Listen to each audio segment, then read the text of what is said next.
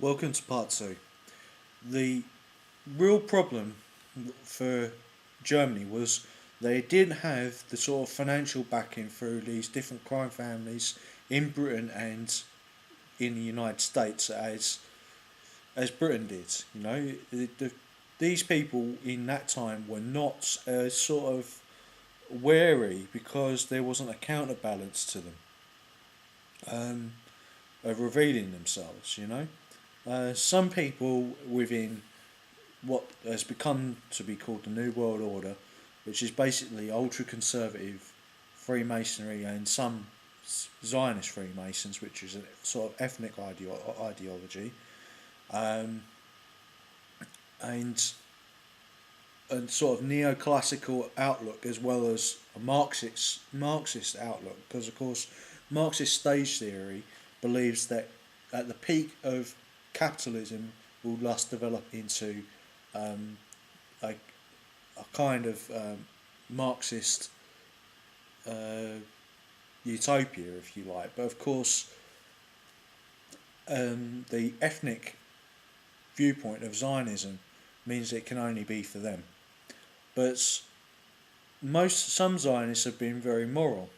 What's the difference between Zionist Freemasons and normal Zionism? Well, normal Zionism believes in God, and Zionist Freemasonry believes in the guy downstairs. Um, the problem for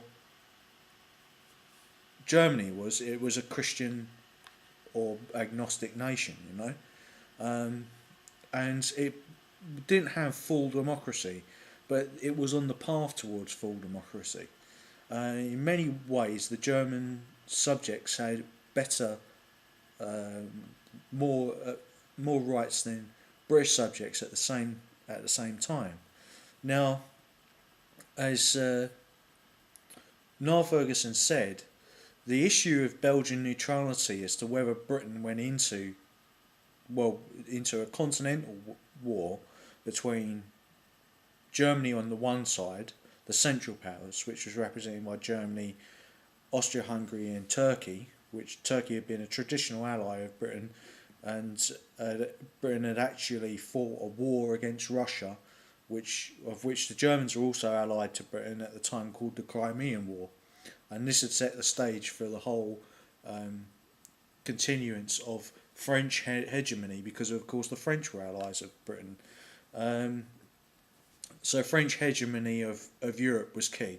France and Russia had a mutual security pact against Germany, but it wasn't quite certain whether Britain would go to war with Germany.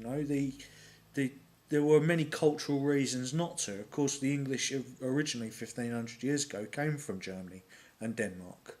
They had a dual monarchy at the time of 1914. The Kaiser was a cousin of the King of England. The officer corps of Britain and Germany often interacted and almost saw themselves as a brotherhood. You know, Britain also had a completely different kind of army to Germany. Germany had a similar army to France in that it was a citizen conscript army, although it had a Prussian identity, of professional soldiery.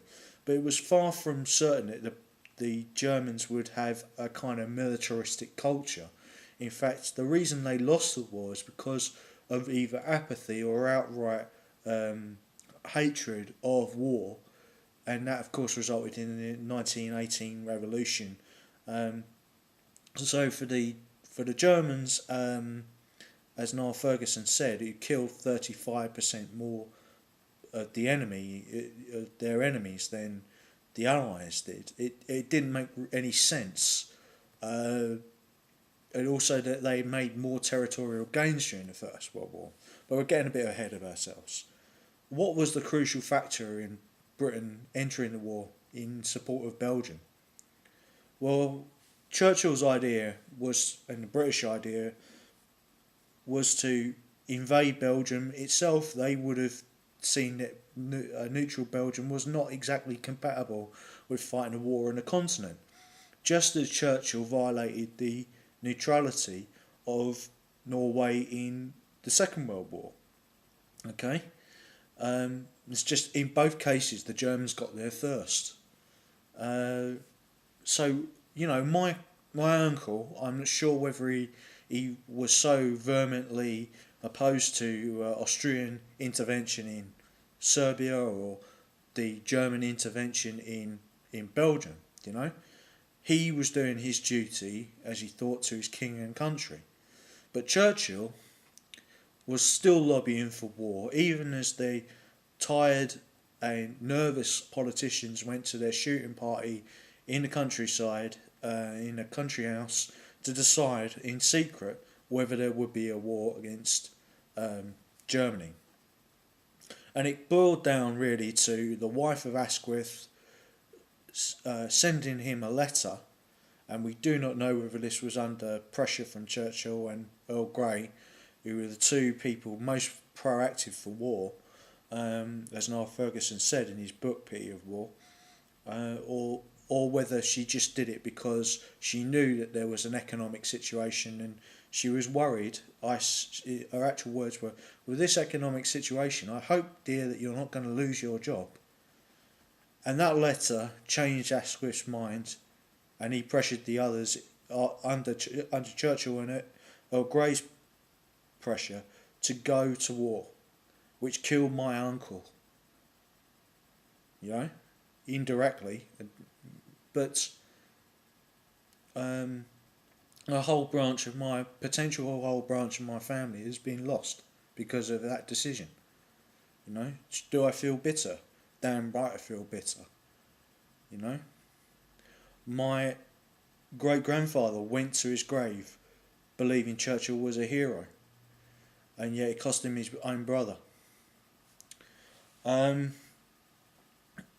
The slaughter that followed cost 10 million people their lives and led inexorably to a condition where the French more than the British put down the Versailles Diktat, which moved German territorial borders away from Danzig, which would eventually allow the new Polish independent government to attack Danzig, slaughter 30,000 ethnic Germans there, who were supposed to be being protected by French and British troops, but who were told to stand down, and that either provoked Hitler or gave him an excuse to invade Poland after the Munich Agreement, where he invaded Czechoslovakia. Now, whether you agree with appeasement or Churchill's stance that we should, bomb Dresden, kill 20 million Germans by burning them alive in their cities, or not, through air power, which in his book The World at War, Nial Ferguson said was a war crime, and then also blame Bomber Harris, who said that he was actually against Dresden in principle, not morally, but because it would cost him too many aircraft and crews. Then I can't really say anything more, because of course the Germans had to retreat from their gains in Russia, which meant that the Russian Revolution could continue,